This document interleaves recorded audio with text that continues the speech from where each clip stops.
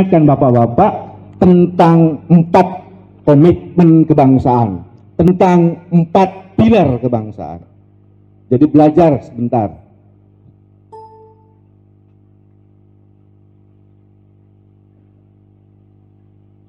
Pemimpin itu harus belajar.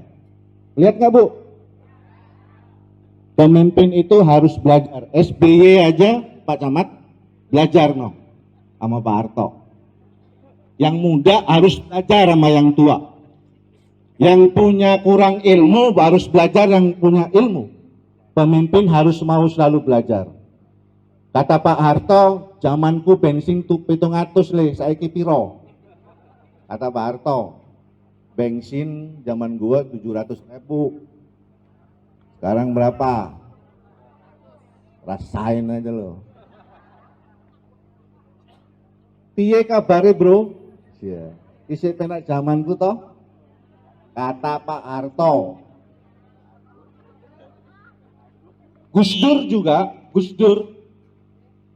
Abdurrahman Wahid, mantan presiden kita juga ngajarin kepada semua pemimpin untuk selalu mengikat tari toleransi antar umat beragama. Gus Dur. Dan kebetulan hari ini NU sedang melakukan muktamar di Jombang. Di tempat kelahiran sekaligus tempat pusara Kiai Haji Abdurrahman Wahid, mantan ketua PBNU.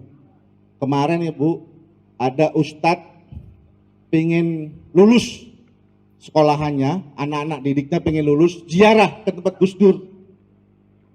Saya bilang, ngapain ustadz kok pakai ziarah? Kita doa di pusaranya Gus Dur supaya anak-anak gue bisa lulus semua, Mas Rudi, sambil ziarah. Ternyata begitu ziarah, yang lulus cuma 80 orang, yang 20 kagak lulus. Saya bilang, Gus Dur itu ketua PBNU, bukan ketua PBUN. Pengurus besar ujian nasional, bukan, salah lu mah. Ziarah boleh, tapi harus belajar, gitu kira-kira. Ini gambar the founding father kita. Kita kangen sama tokoh-tokoh yang seperti ini.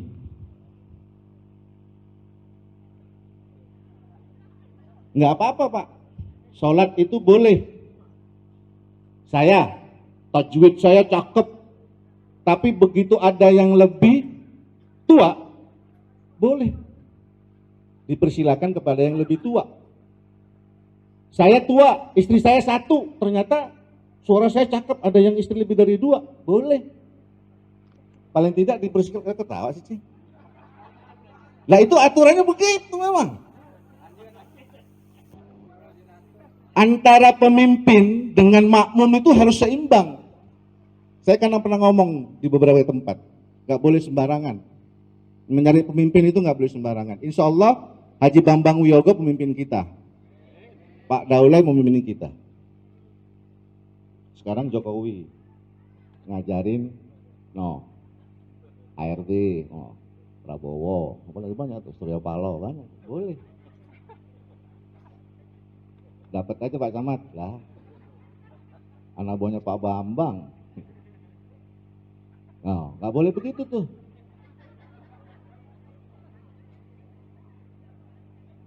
Kelihatan nggak Bu?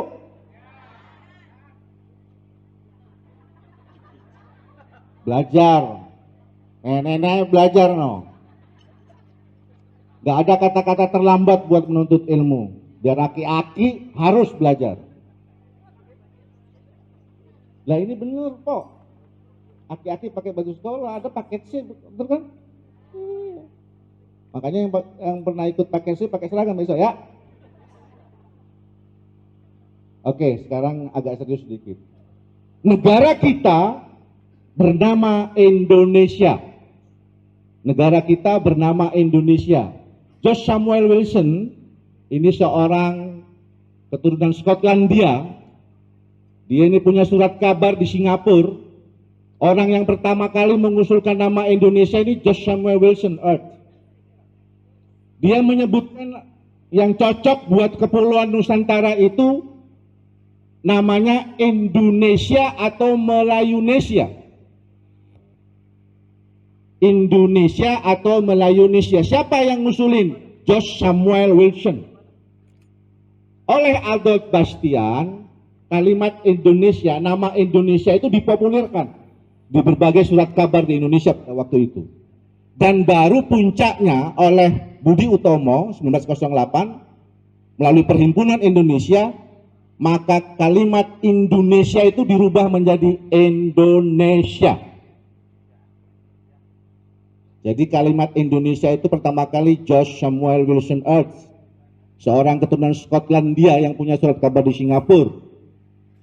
Kemudian yang kedua, Indonesia punya bendera merah putih.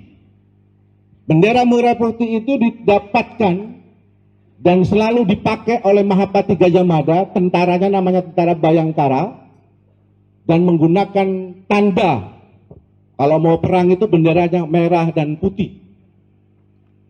Merah berani, putih bersih. Kecuali kalau di rumah merah stop, nunggu 3 hari Pak, kira-kira gitu. Merah.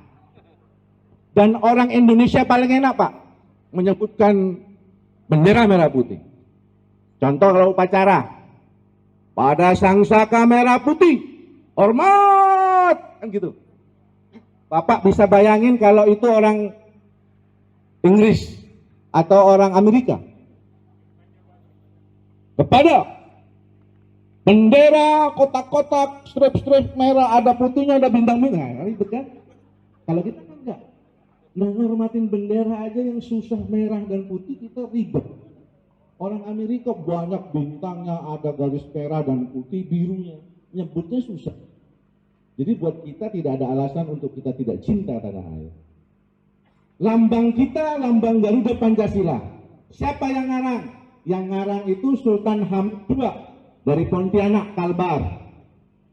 Oleh Bung Karno diresmikan tanggal 11 Februari tahun 1950. Kemudian Bhinneka Tunggal Ika. Bhinneka Tunggal Ika itu ditemukan dalam buku Sutosoma, karya Empu Tantular. Ada 2 karya Empu Tantular dan Empu Prapanca. Sutosoma dan Negara Kertagama. Bunyi lengkapnya adalah Bhinneka Tunggal Ika Tanhana Dharma Magruha. Ini pelajaran SD ini, pelajaran SMP, SMA, saya mengingatkan saja. Kemudian yang kelima, negara kita adalah negara kepulauan. Luasnya 93.000 km persegi, mempunyai 25% panjang pantai dunia. Dan dengan 17.504 pulau. Ingat nih, pulau Indonesia itu ada 17.504 pulau. 9.634 pulau yang belum dinamai. Jadi masih ada nama pulau yang belum kita namain sejumlah 9.634. Luar biasa Pak Indonesia ini. Dan ada 6.000 pulau yang tak berpenghuni Pak. Ini Indonesia ini. 6. Bahasa Indonesia sebagai bahasa resmi nasional yang bersumber dari seluruh bahasa internasional, karena bahasa Indonesia itu ada Arab, betul lah, ada Cina, ada Aceh, ada Jawa. Bahasa Indonesia campuran dari seluruh bahasa. Ada 583 bahasa daerah dan 67 dialektika bahasa. Ini inget-inget nih buat pelajaran. Nggak ada ulangannya, nggak ada. Bapak-bapak sekalian, Sumpah Pemuda telah menerbitkan 3 kekuatan besar komitmen kebangsaan. Pertama, kami putra-putri Indonesia, berbangsa yang satu, bangsa Indonesia, bertanah air yang satu, tanah air Indonesia, dan berbahasa yang satu, bahasa Indonesia. Orang Aceh, kampungnya Pak Sardi Wahab, kalau datang ke Betawi perlu kursus bahasa Betawi nggak Pak Sardi? Orang Betawi datang ke Aceh nggak perlu menggunakan kursus bahasa Aceh, tapi cukup menggunakan bahasa Indonesia, orang Aceh ngerti. Pak Bambang dari Jogja datang ke Aceh, datang ke Sumatera Utara, pada Batak, temannya Pak Daulay. khusus bahasa Betawi atau Batak, enggak, cukup menggunakan bahasa Indonesia. Tapi kalau Bapak Ibu di India nggak bisa begitu. Di India itu komunikasi mereka menggunakan bahasa Irdi, bahasa Hindu, bahasa Urdu. Antum hamise pucalo. Tapi begitu menggunakan bahasa hari-hari, bahasa formalnya, mereka menggunakan bahasa Inggris.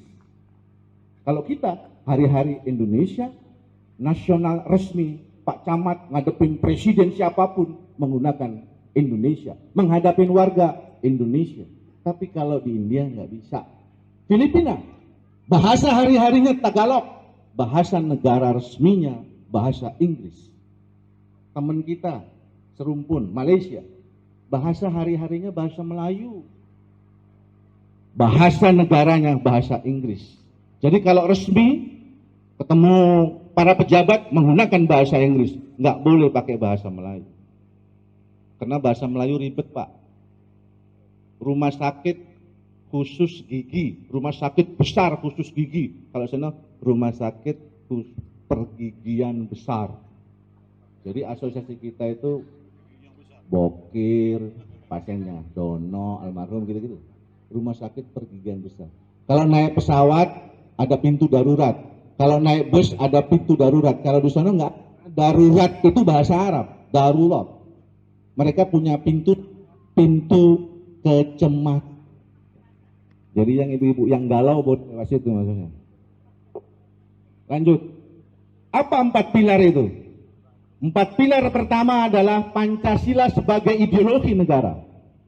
Pancasila yang 5 sila itu, ketuhanan yang Maha Esa, kemanusiaan yang adil dan beradab, persatuan Indonesia, kerakyatan yang dipimpin oleh hikmat kebijaksanaan dalam permusyawaratan perwakilan, keadilan sosial bagi seluruh Indonesia sebagai way of life, sebagai pandangan hidup, sebagai dasar dan ideologi negara. Apal nggak nih? Benar? Parso, nanti kalau ngasih amplop suruh apalin dulu ya. Kalau nggak apal jangan kasih ya. Pilar pertama.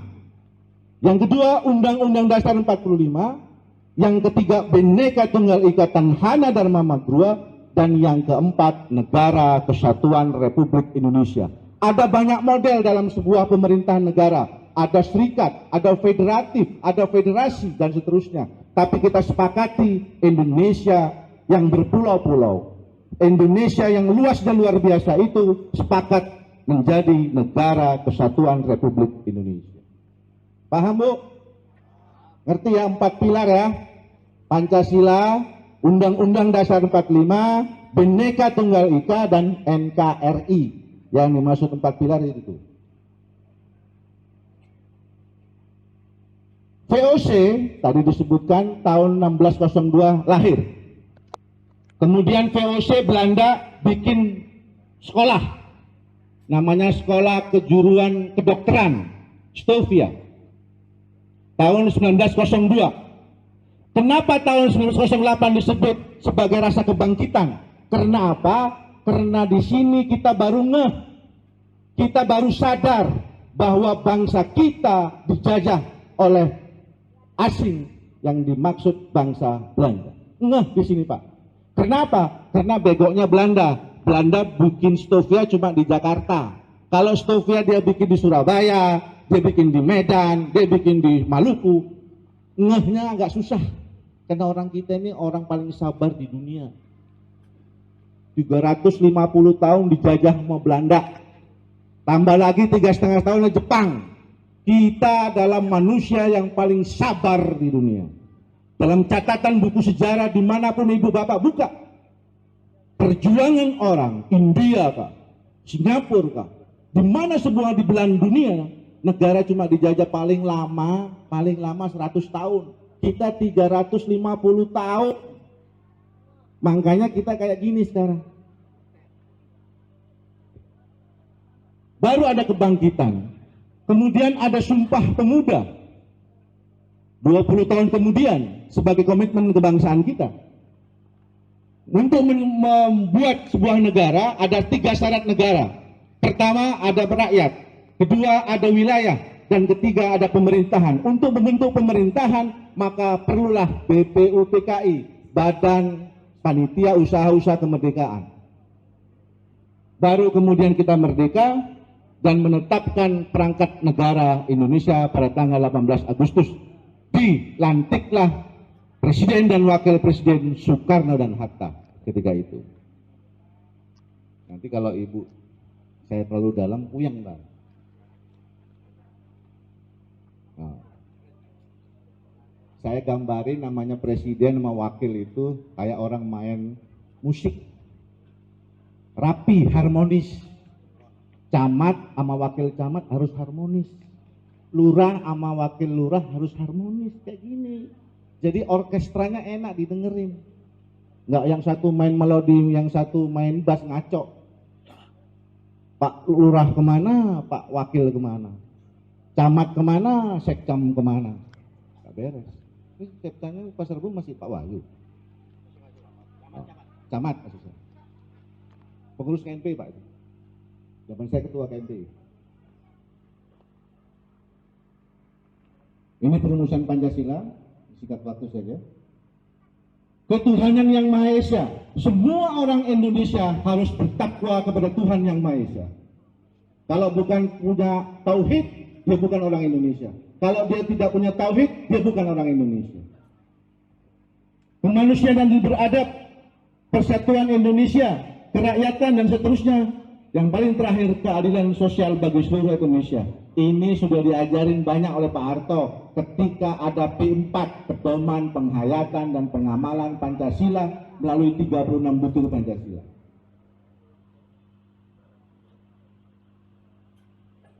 Ini saya ngomong nih, jangan meremehkan bahasa Indonesia nih. Kalau bahasa Inggris sih Pak Bambang paham. Karena kenyataannya memang lebih nyaman dan lebih mudah untuk diucapkan bahasa Indonesia. Coba terjemahkan bahasa Indonesia ke bahasa Inggris. 3 nenek-nenek sihir melihat 3 buah arloji merek Swat. Nenek sihir mana yang melihat arloji merek Swat? Bahasa Inggrisnya kayak gini Pak, tolong. Muncrat-muncrat gitu. Oh. Ini enaknya bahasa Indonesia Pak. Ini kalau bahasa Inggris kayak gini tuh.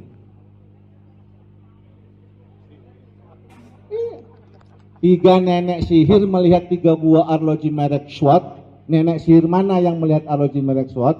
Nah, kan ada anak ibu yang kursus bahasa Inggris itu terjemahin. Kalau nggak kayak gini terjemahnya. Itu cakepnya bahasa Indonesia. Sekarang kita ke undang-undang. Undang-Undang Dasar 45 sebagai landasan konstitusi. Kita punya pengalaman Pak, Bu. Punya Undang-Undang Dasar 45. Kemudian ketika tahun 49 kita punya hasil KMB nih, konferensi meja bundar di Den Haag. Indonesia berubah nama menjadi negara serikat. Undang-undangnya undang-undang serikat. Kemudian karena serikat nggak bisa jatuh bangun kabinet, maka Bung Karno minta diperlukan undang-undang dasar yang baru. Nggak ketemu juga, dibuatlah undang-undang dasar sementara. Marah Bung Karno, capek Bung Karno melakukan kepres, semacam kepres namanya Dekret Presiden pada 5 Juli 59. Apa bunyinya? Kembali ke Undang-Undang Dasar 45. Dan sekarang Undang-Undang Dasar itu diamandemen oleh Pak Bambang. Namanya Undang-Undang Dasar 45 atau Undang-Undang Negara Republik Indonesia 45 hasil perubahan. Dulu 16 bab 37 pasal Undang-Undang Dasar 45. Sekarang ditambah pasalnya karena ada Mahkamah Konstitusi, ada KY, Komisi Yudisial dan seterusnya. Ada DPD, bukan DPRD saja, ada DPRD, ada DPR RI, ada DPD, Dewan Perwakilan Daerah.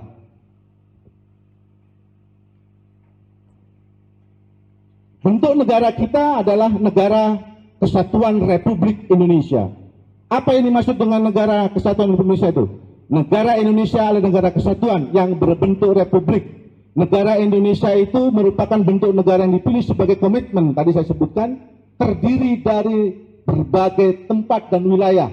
Wilayah yang paling terakhir di bawah adalah RT, RW naik ke atas. Kemudian naik ke atas lagi lurah. lurah naik lagi camat, camat gubernur, gubernur presiden dan seterusnya. Wali kota, ya oke. Berarti nggak ngantuk inti.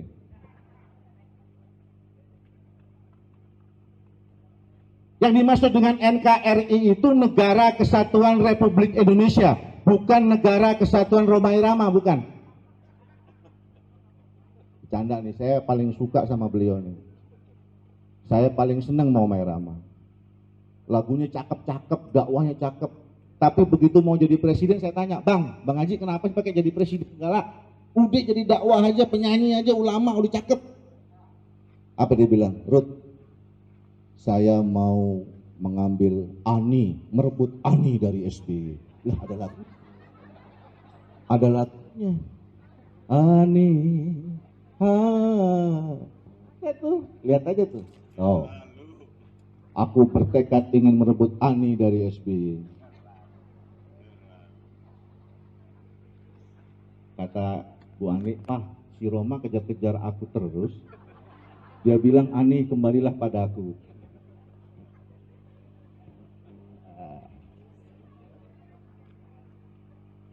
Sekarang saya ngomongin Indonesia, Bu. Indonesia sekarang kayak gini nih, Pak Daulay. Ibarat seperti menegakkan benang basah. Bendera merah putih yang basah itu kita susah untuk menegakkan. Tuh, hancur kita ini. Apa-apa udah mahal, apa-apa udah naik. Cabai naik, di tempat saya masih 10.000 Bu sekilo. Tapi ngabisin di situ. Iya, tapi bisa dihabisin di situ juga 10.000 sekilo. Mau? Oh, di Banten aja masih ada anak sekolah yang kayak gini, Pak. Sedih nggak nih? Masih ada anak sekolah yang seperti ini, Pak Camat. Mudah-mudahan di Pasar Rebo kagak ada. Oh, Pamung Pulau nih. Yang kemarin Pak Bambang datengin. Oh, kata mereka, biarin Bang, gua nggak lulus kagak apa-apa sekolah. Nggak penting nggak lulus, yang penting gua bisa main akrobat kok. Sedih kalau kita ingin melihat bangsa kita. Oleh karena itu, kalau saya sebut Indonesia, Bapak Ibu tepuk dada ya. Nih. Siapa kita? Indonesia, ya. Oke, 1, 2, 3. Siapa kita? Indonesia. Siapa kita? Indonesia. Semangat dong. Ntar amplopnya biar dengar begini. Siapa kita? Indonesia. Siapa kita? Indonesia. Pak Bambang. Semangat Pak Bambang.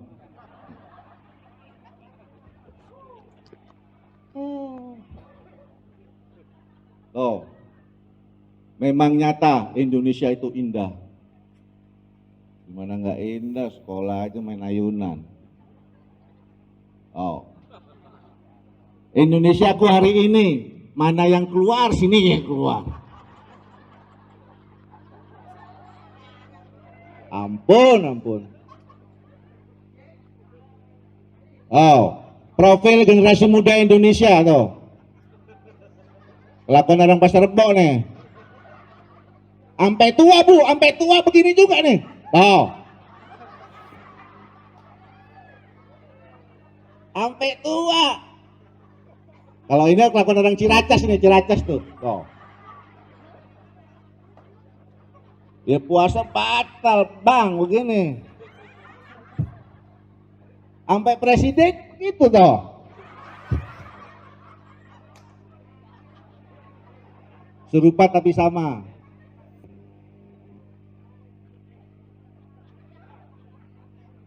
Udah tahu malam Jumat Bang kenapa pakai gak minum jamu kuat sih? Ampun deh, uang gua habis buat beli bensin. Ada teman saya dari luar negeri nanya, Rudi, di sini kok banyak orang Indonesia lemah-lemah. Ah, kenapa lemah-lemah? Lemah-lemah itu ada obat kuat, sono di pojok sono obat kuat, obat. Orang Indonesia lemah-lemah. Oh, bukan itu, maksudnya kayak begini. Dia pikir orang Indonesia lemah-lemah karena ada di pojok sana perempatan ada obat kuat, sebelah kiri ada obat kuat. Jika Anda mendengar berita seorang nenek-nenek dituntut 5 tahun penjara gara-gara nyolong pohon jati 5, tapi koruptornya keliaran kemana-mana, berarti kita masih di negara Republik Indonesia, Bu. Betul nggak? Masih ada kayak begini. Kemarin di tempatnya Pak Bambang di Jogja, sampai-sampai ada orang punya janda, punya anak satu, janda, punya anak satu, jual rumah sama isi-isinya. Saya jual rumah 100 miliar, saya siap dikawinin oleh pembeli rumah saya. Nah, di tetangganya Pak Daule ada tuh. Ada, nggak percaya, di Pasar Rebo. Oh, rumah dijual sekaligus menikahi pemiliknya, no.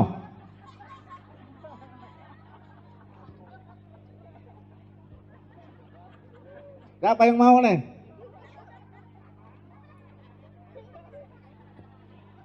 Allah, ada aja dah.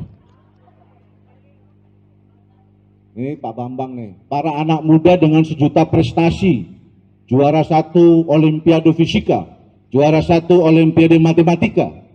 Tapi kita lihat di gambar di bawahnya, para orang tua DPR RI dengan sejuta provokasi, banding-bandingin gelas,